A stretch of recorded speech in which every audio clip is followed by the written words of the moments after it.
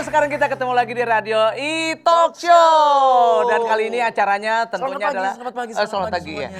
Karena ini malam kita nama acaranya Om Senang, acara Om Senang. Om Senang. Obrolan malam seru dan menyenangkan. Keren. Kembali lagi di Radio Talk Show bersama saya Miing dan ini adalah Eko. Eko Martin ya. Eko Patrio. Dan ini sekarang nih kesannya kayak podcast karena ini medsos kan lagi rame di mana-mana. Malam ini kita nggak sendirian Pak, ya kita ada teman juga, ya ada bintang tamu kita. Ada bintang tamu di radio kita, pengamat politik juga, ya. Dia seorang pengamat politik. Pengamat politik, juga dia seorang jurnalis, ya. dan dia juga seorang komisaris. Komisaris, ya benar, ya, oke ya. Pokoknya pakai lengkap ya. Perjalanannya. Tanpa kumis. Tanpa kumis. Dan dia adalah tokoh salah satu yang berasal dari Jawa Timur. Dan orangnya lucu jadi kartunis ya. Oke, baik ya. Baik, langsung aja kita undang ini dia, Om Wai. Ya. Oke, Mas, sini. Ya. Tamu silakan duduk ya. Oke. Silakan, Pak. Ya, ini demokrasi, bagaimana tergantung kita yang nyuruh, Pak. Bapak tuh. Benar ya. Bintang tamu jangan ngatur-ngatur, duduk yang benar ya. Oke ya, benar. Kelihatannya kayak ada masalah mukanya ya, kelihatannya ya. Mukanya kayak ada masalah, problem.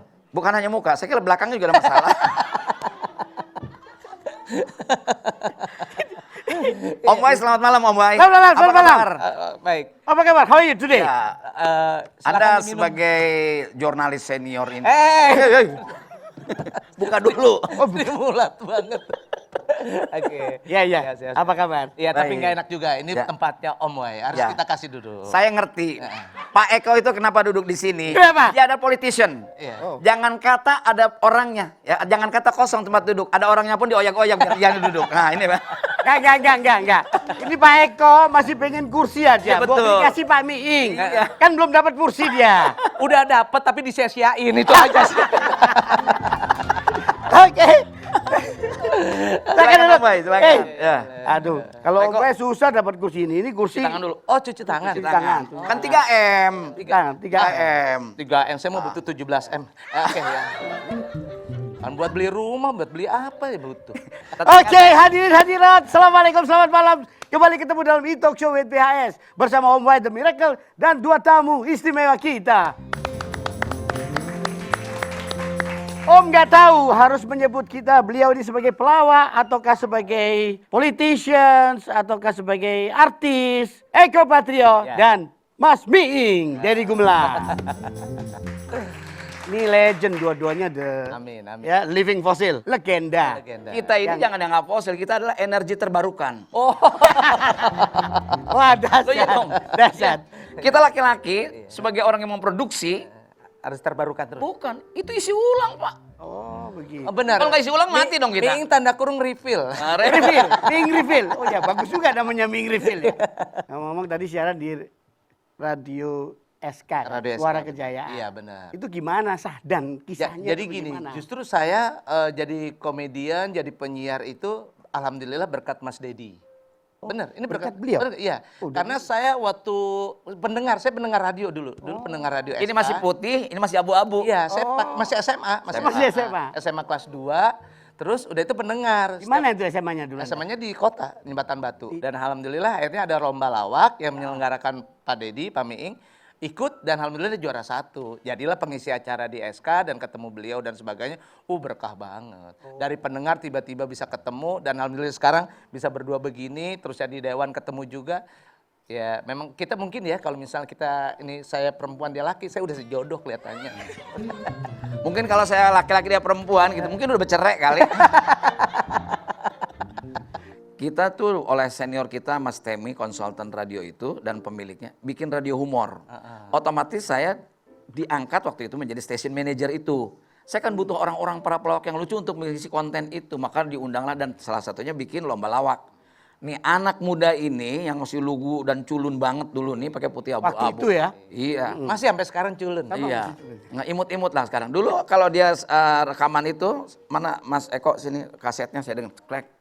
Belum lucu kok, naik lagi ke atas. Naik lagi ke atas, bener. Ulangi lagi. 1 jam lu suruh ngulangin lagi. Naik turun. Jadi bukan karena saya, tapi saya Jadi ikut. kejem juga dia ya? Dulu terkenal killer. Killer dia? Killer, ini killer. Ngiler. Galak dulu, galak. banget ya. Tapi hasilnya seperti Hasilnya ini. benar, the best banget. Saya bangga. Ya. Dan dia melampaui batas para seniornya menurut saya. Jadi gini, kalau buat saya di Radio SK itu saya termasuk yang beruntung. Saya kan waktu itu nontonnya kan ragam macam komedian ya, ada yang tradisional, ada yang segala macam. Tiba-tiba di situ ada Warkop, ada Bagito. Yang ngajarin tuh bukan hanya sekedar ngelawak doang, tapi ngajarin bagaimana caranya kita bahwa ngelawak itu juga bisa bagian dari komersil, bisa dijual, bisa menjadi bagian profesi. Dan apa yang disampaikan dia saya kira itu benar bahwa radio itu memberikan ruang bagi anak-anak yang kreatif gitu. Banyak anak-anak pelawak tapi tidak semua jadi seperti dia juga. Iya. Pertama pasti talenta lalu kemauan. Anda didampingi siapa waktu itu? Udah, saya satu grup yang pelawak yang teman saya itu. Belum Parto belum. Belum Parto. Belum Parto kan, belum. Jejen sama Tejo bertiga. Iya, iya. Nah, Sebul Grup ini juara lomba lawak yang dimana saya bikin. Namanya apa? Sebul grupnya? Grup. Sebul Pak. Sebul Group. Sebul. Sebul. Oh ya. Maklum. Gak dulu nih, ini kayak di pantai lagi nganterin kakek-kakek saya gitu ya, ya Allah. Kalau dia urusan dicolek Selasa bangunnya Jumat.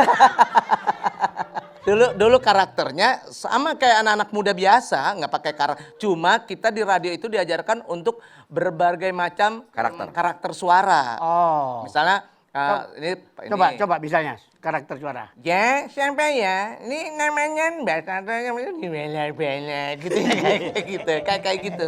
Suaranya Bagito banyak. bikin karakter macam-macam. Untuk apa? Untuk mensiasati agar orang tidak jenuh dalam setiap segmen. Bener. Coba contoh, kasih contoh dong. Apa tuh? Akia. Kibiran apa kabar? Assalamualaikum. Waalaikumsalam.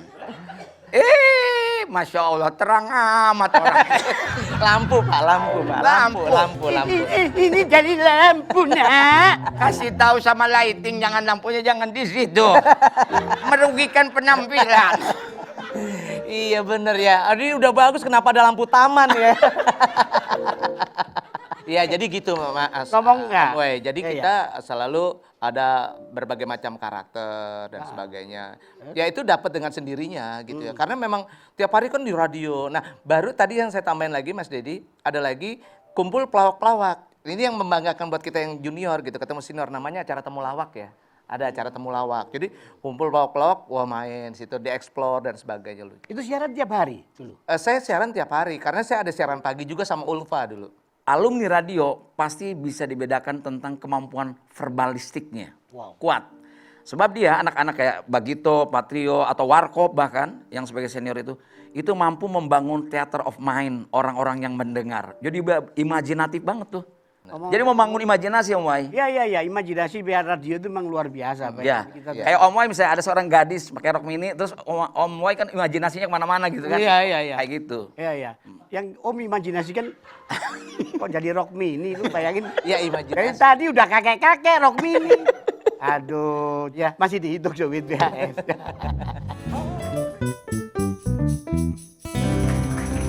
Oke, masih di Talk Show with BHS bersama Om Wai The Miracle dan dua tamu istimewa kita, Mas Eko Patrio dan Deddy Gumelar alias Bung Miing. Ngomongin honor di radio. Aduh, saya jujur waktu itu diberikan kesempatan, kan saya udah tadi di awal, diberikan kesempatan siaran. Udah senang? Udah seneng bangga banget. Tiba-tiba dapat honor gaji sebulan 40.000. 40.000 sebulan. dibagi-bagi lagi tuh. Enggak sendiri. Enggak, dia aur-aur dibuang-buang. Ya, alhamdulillah berkah zaman waktu itu. Orang ketemu Mas Miing, ketemu Mas Indro, Kasino, Dono tuh seneng banget. Tiba-tiba dapat ngomong, bercanda, dibayar. Coba siapa yang nggak seneng? Udah gitu dapat teman banyak lagi. Tapi waktu itu tema lawakannya apa ya temanya?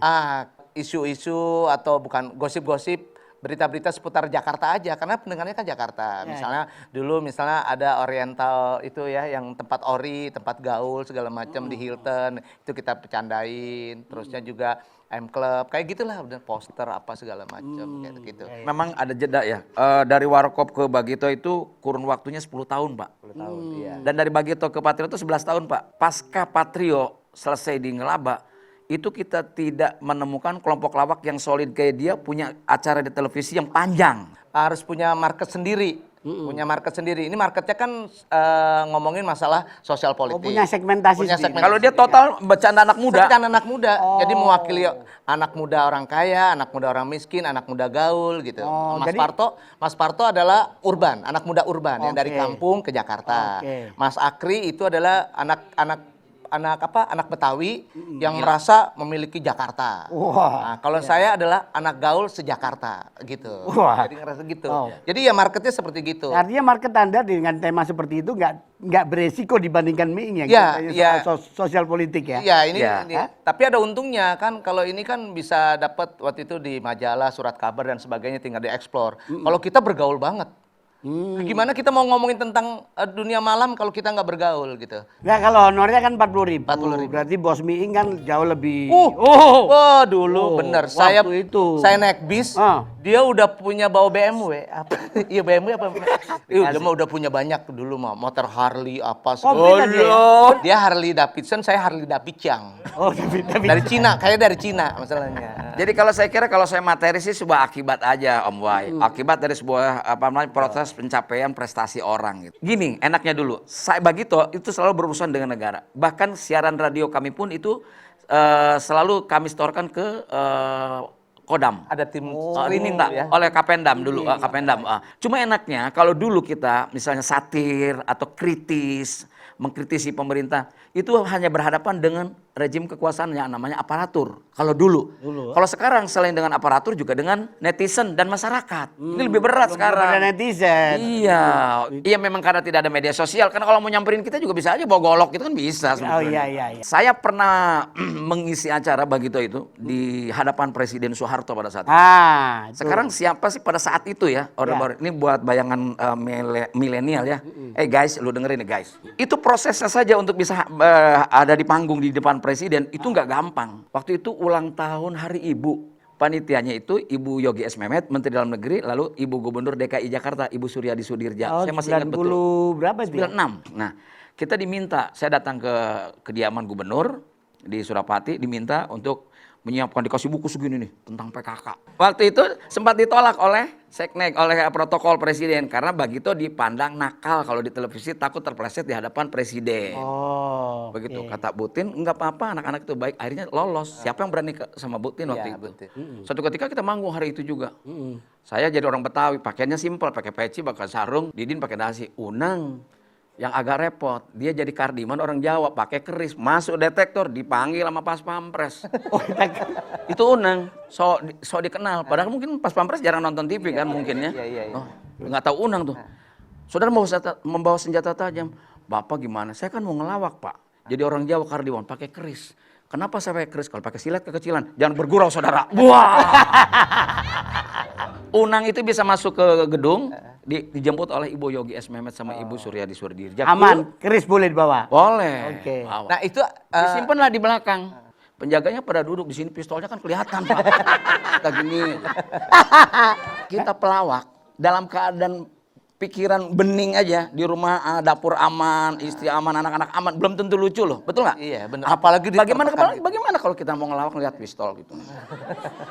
Kan takut Pak gitu, nyut, waduh. Bener nggak saking stresnya situ nggak makan, lupa ngambil honor? Betul, bener ya? sangat betul. Kami dari pagi sampai itu nggak berani makan, nggak ada yang masuk. Tegang, hanya air putih pun, air putih aja kadang-kadang sampai tenggorokan balik lagi keluar gitu loh. Lu jangan lebay, Eng. Yang benar. Bukan, akhirnya kita berterus terang di hadapan Bapak Presiden itu. Terus terang, akhirnya ketakutan kita. Terus? Bapak Presiden, mohon izin kami sebelum manggung ke sini 3 minggu yang lalu kali sudah 4 kali ke dokter jantung, Pak.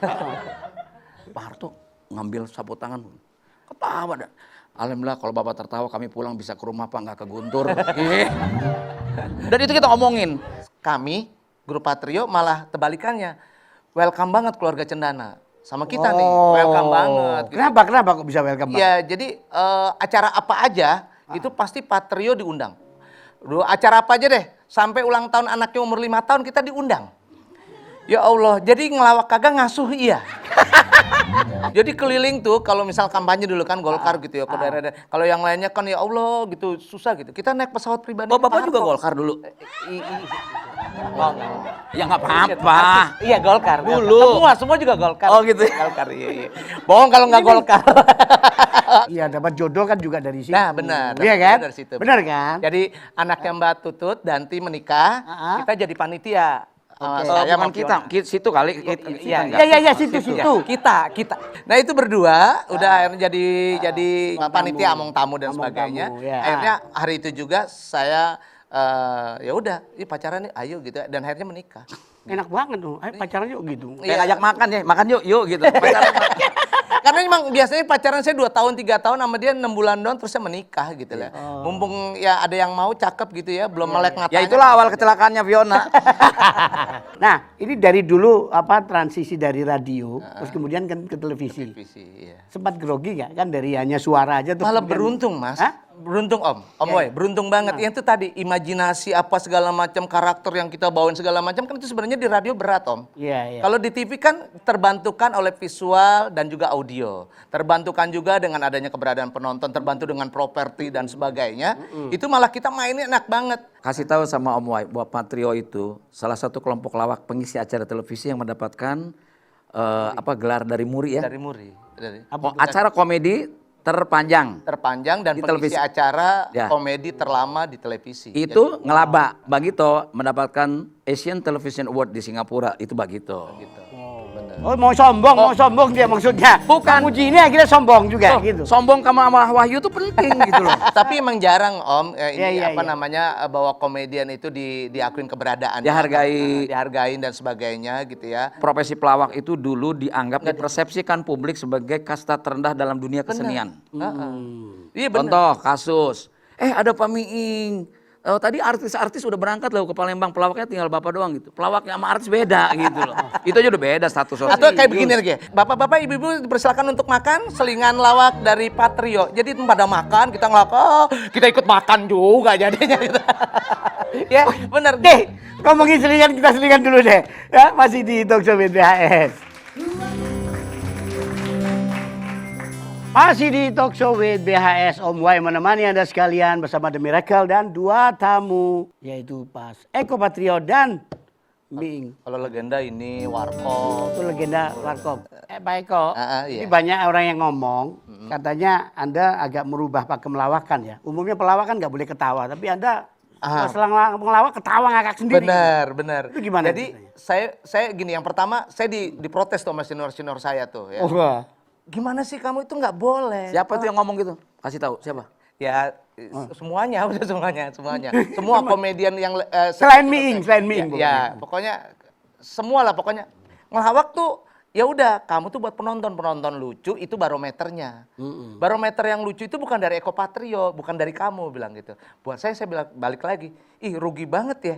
Yang lucu Parto sama Akri terus gue nggak boleh ketawa gitu kan, gitu kan ya. Akhirnya udah Parto pun demikian. Kalau misalnya dia ngelawak terusnya merasa lucu kalau saya ketawa. Jadi barometernya emang di situ doang. Jadi kita menganggap waktu itu memang bukan ngelawak, tapi kita menganggapnya bercanda. Kalau ngelawak itu beban banget. Oh, kita hari ini ngelawak gitu. Kita bercanda. Pada saat waktu syuting, kita bercanda ya. Bercanda. Bercanda dapat duit. Bercanda dapat duit. Bahasanya bercanda. Terusnya juga kalau sebelum syuting kita bangun nuansa lucu-lucuan apa segala macam. Ya udah, jadi ketawa dan sebagainya. Sekarang juga ada sih orang bercanda terus dapat proyek, ada. Bercanda dapat proyek. Iya, banyak. Memang dia sengaja nyerempet. Lo bukan, Kayaknya genrenya itu ketika mendapatkan pekerjaan dia tidak serius kan bercanda itu Pak, gitu loh. Kalau yang kayak Eko gitu di tempat saya Didin. Iya. Didin tuh menikmati kalau saya sama Unang menjadi korban atau jadi lucu, dia ketawa tekek. Itu Didin. Pernah nggak kalian tuh ngelawak, tapi terus penontonnya kagak lucu, pernah nggak? Oh, biasanya penonton nggak lucu, yang lucu kita. Ya kan, betul Ya bener. Betul nggak? Penontonnya nggak ketawa maksudnya. Pak Eko, pernah nggak kalian ngelawak terus penontonnya nggak lucu? Emang bener itu emang bener. Emang gue pertanyaan Emang bener. Itu pernah nggak Iya. kalian ngelawak, penontonnya nganggep nggak lucu? Lah nggak denger kupingnya kan? Anggap itu. Udah pertambahan sepuh, kalimat. memang sepuh. saya demen kalau Mali sama Bolot ketemu, demen banget bener. Sebuah hal yang wajar dan manusiawi banget kalau kita ngelawak dari puluhan Episode. program off-air. Kalau insya Allah on air karena kan tapping ya, bisa di-adjust suara ketawa apa segala macam. Tapi insya Allah. Tapi off-air bahkan ada. Jadi kita dulu pernah dapat tawaran ikatan alumni. Jadi udah ikatan alumni gitu ya. Ini udah tua-tua. Notaris. Oh iya, terus udah gitu. Terus panitianya anak muda, dia yang seneng. Carilah Patrio kan. Pertama Eko tampil. Oh, anak mudanya seneng, gitu kan dikit ya, itu dikit. Yang ini kan ikatan alumni itu kan rame gitu. Terus ini gitu. Terus ini, maksudnya apa toh? Sepuh, udah sepuh semua. Bahas obat alternatif. Udah sepuh semua, udah. Waduh ini nggak bisa nih kalau gini nih nggak bisa. Panggil Parto juga nggak bisa. Nggak ngangkat juga. Nggak, panggil akhirnya nggak bisa. Udah. Terusnya apa yang terjadi? Udah kita nyanyi baru. Udah, baru nyanyi seneng, happy nyanyi. Begini, wow, udah lagu-lagu tua-tua gitu. Lagu-lagu tua bener. Baru dia menganggap bahwa Eko temennya. Baru Seangkatan kita nyanyi gitu. Nih, cocok. Iya bener. Kan Bagito selalu ngisinya mungkin kalau nggak company, kalau nggak ya sosial politik. Misalnya ada seorang jenderal yang saya nggak mau nyebutin namanya. Galak itu lah ya. semuanya diem, nggak suasana jadi hening gitu. Kita berdoa belakang panggung. Ya Allah mudah-mudahan dia cepat pulang. Dia pulang. Alhamdulillah. Memang Bagito selalu riset kan ya. Siapa yang nonton ini? Usianya berapa? Pekerjaannya apa? Serius ya? Oh serius kita pakai riset itu. Lalu sampai ke tingkat sosial ekonominya kita harus tahu datanya. Gitu. Karena gaji yang di atas 10 juta dengan gaji 2 juta itu pasti berbeda cara berpikirnya pada saat itu gitu. Suasana bagi pelawak yang agak mengkhawatirkan ada 2 event yang memungkinkan kita sulit mengatasi. Pertama kawinan. Kedua reuni. Aduh, Reuni karena- jangan karena mengelawak ribut aja. sendiri, Ngobrol ngobrol sendiri. sendiri. Saya ngalamin reuninya komponen 66. Pak Menteri, mohon maaf Pak Menteri, Bagito ini dibayar oleh uang APBN Pak. Jadi Bapak rugi kalau nggak ngasih saya. Lah, baru dia nengok. Baru dia nengok, uang APBN nih. Gitu. Nanti kalau Bapak nggak ketahui diaudit loh. Wah. Nggak, saking seriusnya totalitas dari Bagito waktu itu Om dengar sempat sampai belajar les bahasa Inggris segala macam ya. Bagito tuh sempat waktu kita kan mau manggung ke Australia sama ke Amerika waktu itu ya. Kita hanya untuk jaga-jaga aja, kita ngundang native speaker nggak tanggung-tanggung. Oke. Dan dia tidak bisa bahasa Indonesia. Orang Irlandia, kita undang ke kantor, kita belajar bahasa Inggris selama 3 bulan. Wih. Ternyata lebih cepat dia bisa bahasa Indonesia daripada kita bahasa Inggris. Kalau dia terpaksa harus ngomong Indonesia di Indonesia ini kan. Kalau kita ngomong Inggrisnya kapan? Waktu les doang, di rumah kan enggak. Iya. Susah Pak. That's right. Ya, kebetulan Bagito rajin belajar karena merasa dia tidak sekolah. Yang punya ijazah SMA, di Bagito tuh cuma Unang sama Didin, saya enggak. Lah, berarti jadi anggota dewan ijazahnya Biasanya apa? STM. kan SMA juga setingkat. Enggak ada sekolah SMA, ijazahnya STM enggak ada Pak. Iya. Iya. Iya benar. Ada yang salah? Enggak ada yang salah. Enggak ada. Saya teman, kita sahabat. Iya. Betul kan? Iya benar. Iya. Ya nggak mungkin anak Bapak STM sebutin- ijazahnya SMA. Iya enggak, Bapak udah jadi satu aja, udah saya punya ijazah gitu aja kan nggak apa-apa. Tadi kan ngomong ijazah SMA. Tapi buat saya memang kondisi apapun juga di dunia entertain atau di politisi atau di bisnis bergaul. Iya. Jadi kalau nggak bergaul sayang banget. Kesimpulannya adalah kalau lo jadi di dunia entertain adalah mendapatkan kepercayaan, pengakuan dari masyarakat kan. Saya merasa mendapatkan kepercayaan, mendapat pengakuan dari masyarakat tuh 11 tahun setelah saya di radio. Tripping apa dan sebagainya, langsung ngambil sikap saya di politik gitu aja sih. Gitu. Sebelum decline, sebelum turun, saya harus ngambil sikap. Setelah tadi ke dunia lawak, Iya. sekarang masuk ke politik. Iya. Ya, masih di Talk Show with BHS. Alright, masih di Talk Show with BHS. Tadi cerita soal politik ya. Tapi sebelum ke situ ada sebuah cerita perjuangan yang menarik dari dua tokoh ini, yaitu masa kecil dulu. Mas Eko gimana sih ceritanya punya bakat lawak itu katanya nurun dari ibu ya? Enggak, jadi gini, kalau buat saya nggak ada bakat ngelawak. Jadi dari keluarga, dari ibu bapak dan sebagainya, malah lebih banyak di pemerintahan dari dulu tuh. Ada yang kerja di residenan, ada yang kerja sebagai apa sih namanya, kepala desa, apa segala macam. Lebih ke formil. Malah yang di entertain ya saya. Kalau ibu sih cuma lucu aja gitu, maksudnya orangnya greceh, apa greceh tuh Grapyak. ya, maksudnya Iya. sama orang siapa aja ini, Ramah. gitu. Tapi memang ibu dulu keras dalam mendidik ya, disiplin banget ya. Wow, ibu itu almarhumah tuh yang mungkin saya kalau tidak dididik keras dengan beliau, mungkin saya bisa jadi ya jadi hal yang nggak baik juga, karena saya waktu kecil tuh SMP SMA badung, hobi berantem dan sebagainya. Saya dengar dari teman-teman lamanya dia jago kalau berantem, terutama sama adeknya, menang terus. Menang terus ya. Dan saya lawan siapa aja nggak pernah mundur ya, benar saya nggak pernah mundur. Belakang ada tembok. Karena ada tembok di belakang.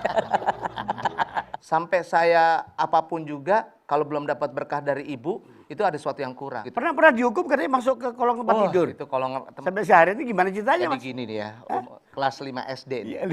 Ada mobil. Ini kan lagi duduk-dudukan di pos ronda nih, lagi teman-teman nih berlima gitu. Terus mobil ke tempat orang gitu. 10 menit balik lagi. Pas kita masih nongkrong, iya ada lagi mobil gitu. Sampai 3 kali gitu. Yang 4 kali lucu nih, ntar 10 menit paling ke situ lagi gitu. Pengen nyobain gitu naik closebak gitu kan ya, masih kecil umur 5 SD. Toto dibawa ke Cianjur, ya Allah itu. Bapak bareng sama barang itu? Apa barang itu ke Cianjur? Ke Terus gimana Nah, baliknya? pertanyaan saya kan barang dilemparin. Enggak dilempar dong, Pak. Bapak ketuker nggak sama barang? Udah itu di Cianjur. Udah, terus iya teh bocah saya mau ngomong nang Sunda pokoknya gitu. Anak saya, Budak. Anak saya. Udah, akhirnya saya lari nggak takut gitu, takut diomelin apa segala macam. Akhirnya saya naik bis yang ngarah ke Pulau Gadung apa saya nggak tahu, pokoknya yang ngarah ke Jakarta. Pokoknya itu nggak bawa duit, nggak bawa apa, celana pendek, kaos kutang gitu segala macam. Ya Allah ya Robi, pulang-pulang bukan kasih makan, malam nih pulang-pulang bukan kasih makan, kasih apa, kan udah kedinginan nih, dingin nih, tangan nih, perut lapar gitu, digebukin masuk kolong ranjang. Ya Allah ya disetrap, disetrap ya masuk kolong ranjang, masuk kolong ranjang, gitu. Semalaman itu? Sampai pagi. Sampai pagi. Ya Allah ya Robi. Waduh lama. Kalau Miing ngalim kayaknya kecilnya nih. Saya nggak nakal, cuman jahil. Dulu zaman di kampung tuh kan suka ada selorokan dari bekas kaleng susu tuh. Terus pakai tarik, pakai benang, pakai gobang, pakai uang itu. Ya kalau kesentuh bunyi turut gitu kan. Ada Pak Lurah lewat. Kita mendak-mendak di bawah selokan gitu. Begitu Pak Lurah nabrak si benang itu kan, beris dia loncat udah itu. Anak saya, anak siapa itu yang nakal gitu? Nggak taunya, wah anaknya Pak Edi. Kebetulan bapak saya menteri polisi kecamatan. Waktu rapat diceritain, digebukin gue sama bapak. Itu Pak Lurah gitu loh. Saya nggak tahu itu Lurah, saya kira Pangdam.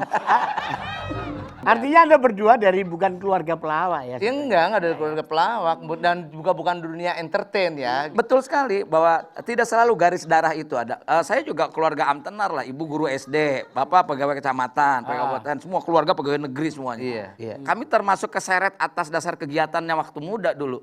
Tapi yang ingin saya sampaikan bahwa bakat itu penting, mungkin tidak perlu lebih dari 20%.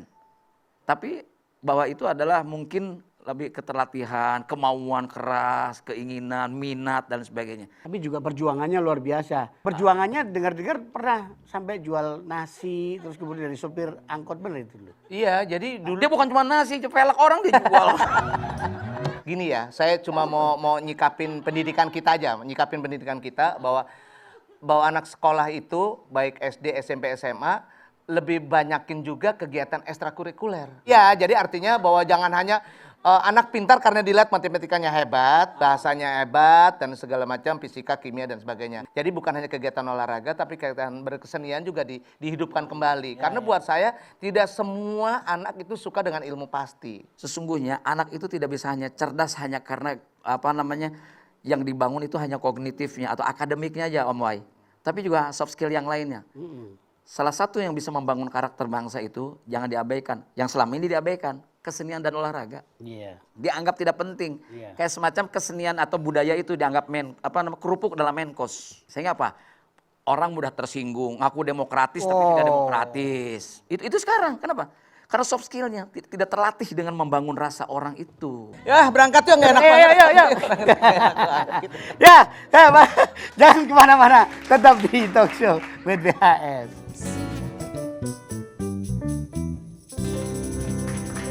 Oke, masih di Talk Show with BHS. Awal jadi pelawak dulu bagaimana itu asalnya? Apa benar berangkat dari perasaan dendam atau bagaimana itu?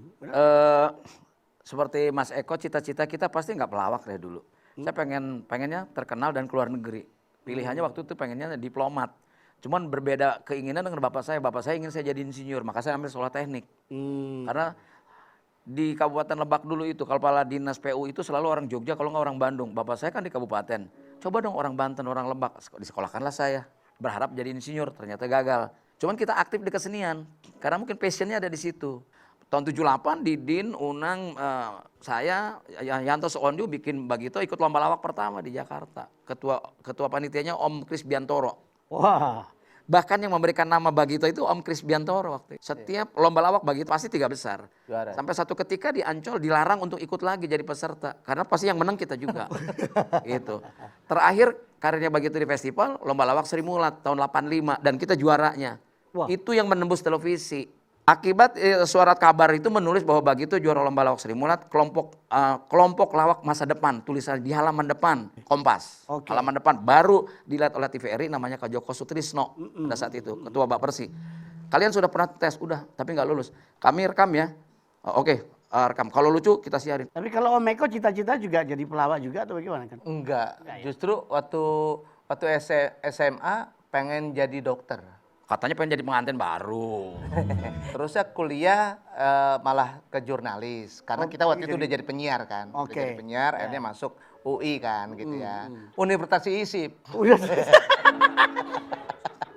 Pergaulannya luas banget dan tadi masuk TV dan sebagainya diajak juga sama teman-teman alumni ISIP tadi. Pokoknya waktu kuliah Anda juga aktivis juga ya dengar-dengar ya? Ya jadi aktivisnya bukan di kampusnya, Di mana? tapi saya justru di tempat lain. Dulu ada namanya ke kiri-kirian gitu dulu. Oh Mai, jangan kaget dulu. Ke kiri-kirian, di Cikini dia.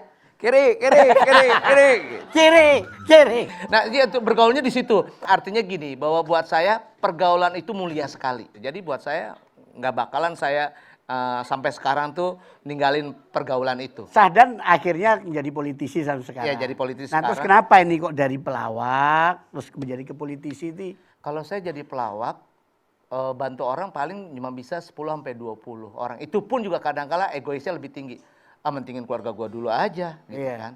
Tapi kalau di politisi Om, itu kita bisa membantu orang bukan hanya 10-20 tapi bisa bahkan ratusan. Kita menyembatani program-program pemerintah untuk masyarakat. Nggak usah masyarakat banyak deh. Daerah pemilihan kita aja kita bantu. Itu menjadi bagian yang penting buat saya dan buat orang tua saya. Sekali pernah ngomong dan ini sampai sekarang nih ada di dalam hati saya. Sehebat-hebatnya orang kok lebih hebat kalau bermanfaat untuk orang banyak. Itu poinnya. Oh, luar Jadi biasa. kalau saya masuk ke politik itu bermanfaat untuk orang banyak.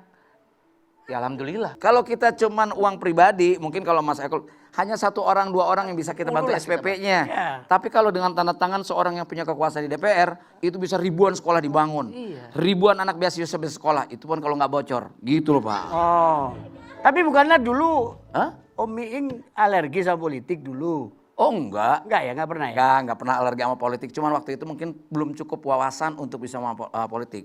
Ketika almarhum Pak Taufik Kimas mengundang, saya mungkin Om Wai juga Ya, tahu lah ya. sejarahnya. Saya disuruh jadi bupati, suruh jadi wakil gubernur di Banten. Saya menolak jujur aja. Kenapa? Karena sadar diri bahwa mengurus masyarakat itu tidak mudah. Saya tidak cukup pendidikan untuk menguasai masyarakat itu. Saya tidak cukup bekal ilmu untuk mengatur pemerintahan itu. Nah, ketika saya ditawarkan di DPR, saya pikir itu kan kolektif kolegial, bertanggung jawabnya bersama-sama. Itu mungkin tidak lebih berat dibanding jadi kepala daerah. Kenapa? Kepala daerah itu, pemimpin itu kan harus mampu mensejahterakan orang yang bodoh menjadi cerdas, orang yang miskin jadi sejahtera. Itu nggak gampang. Kalau kita gagallah jadi pemimpin. Dan alhamdulillah saya ikut wali kota Tangerang dan gagal. Oh, wali kota. Iya, Pak. Artinya tidak punya kemampuan bagaimana merayu, bagaimana meyakinkan publik untuk bisa memilih saya gagal. Jadi 3 kali udah gagal, masih minat nggak mau maju lagi? Sekarang udah tertutup dengan usia yang tidak memungkinkan. Sekarang gini, jujur aja, partai mana yang mau menerima orang gratisan? Nggak ada. Baik kok. Hah? Bukan untuk partai loh, tapi untuk operasional bagaimana dia kampanye kan butuh uang, Pak.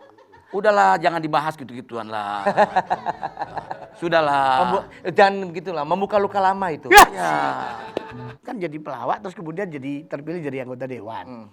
Di DPR bagaimana orang lihatnya ya? Pandangan terhadap Anda itu, Ya jadi gini kalau wah saya ini pelawak mana bisa berpolitik kan begitu. bener Om. Jadi gini Om, saya melihatnya juga saya tidak mau juga tiba-tiba setelah dari entertain terusnya ke politisi terusnya gaya-gayaan kayak politisi yang sesungguhnya dan sebagainya gitu. Tetapi saya minimal saya yang saya bilang tadi bisa bermanfaat untuk daerah pemilihan saya. Itu dulu ya. Kayak gitu. Jadi Gini kok, karena gini masyarakat sebagian besar kepada artis itu kan underestimate.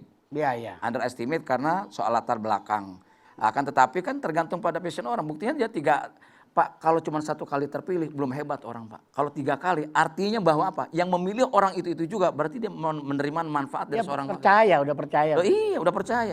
Mau- Dan hebatnya apa dia? Pindah dapil. Enggak, dapil Jawa Timur sekarang DKI dan menang. Berat loh DKI untuk 2024, berat sekali itu kan. 2024. Situ berantem aja berdua deh mendingan. Ini 2024 kata Pak Zul akan dipindah ke Syria. Dapil Iya. Enggak juga dong. Dunia komedi sama dunia politik itu apa bedanya? Buat saya tergantung juga siapa yang nyikapin ini. Kalau buat saya bagaimana caranya, ya tadi menyenangkan orang. Di politisi menyenangkan orang, terus ya di entertainment juga menyenangkan orang. Menyenangkan orang kalau di entertain ya adalah menghibur kan. Kalau di politisi adalah tadi kebijakan-kebijakan kita pro-nya untuk rakyat. Makanya jargonnya buat saya bela rakyat, bela umat. Ah gitu. Kalau tanya nggak takut tuh di politik lu akan terjadi begini. Enggak di politik aja. Profesi apapun juga ada hitam ada putih. Iya. Ada si busuk, ada si baik gitu loh. Jadi tergantung kita menyikapin juga gitu loh. Iya kan? Ini ada bagaimana perbedaan atau persamaannya? Saya ditanya juga. Iya. Dua-duanya sama-sama lucunya lah, udah gitu aja. Sama tadi juga sama menghibur sama. Iya, sama. Menyenangkan. Loh, ketika jadi politisi dia juga menghibur. Bahwa dia mendukung kenaikan BBM, itu juga menghibur rakyat juga. Menurunkan maksudnya. Sama-sama lucunya. Iya. Kenapa saya bisa begini ya mungkin karena saya belajar dari senior-senior saya. Jadi kekurangan dan kelebihannya senior-senior saya itu saya saya evaluasi, terusnya saya elaborasi dan sebagainya. Oh, yang buruk jangan lu bawain kok, yang baik, yang bagus itu harus gitu. Saya sudah nggak punya mimpi lagi Om. Karena mimpi itu juga takut ya nanti ya. Dilaporin. Tapi yang ada Om, saya sekarang adalah apa yang saya sudah dapat sekarang ini, saya tinggal mensyukuri Om. Jadi udah kagak ada tuh yang namanya cita-cita mau begini dan sebagainya. Saya udah mensyukuri aja apa yang saya dapat. Dan kalau ditanya berterima kasih sama siapa, saya berterima kasih kepada senior-senior saya. Terima kasih pada ayah dan ibu yang sudah melahirkan kita di dunia ini. Kedua, terima kasih pada Didin dan Unang yang mendampingi 42 tahun karir saya di Gunung. Di dunia hiburan ini. Terima kasih pada Warkop, guru-guru saya, pada semua orang yang pernah berkiprah dan keluarga tentunya. Bersyukur sama Allah, udah itu aja. Dan ikhlas menerimanya. Terima kasih atas inspirasinya malam hari ini, Mas Eko Patrio dan juga Mas Ming Bagito. Mohon maaf kalau ada salah. Mohon maaf kalau ada salah. Salah Mohon kata. maaf. Sampai jumpa di Talk Show Jumat malam berikutnya. Assalamualaikum, selamat malam. Waalaikumsalam.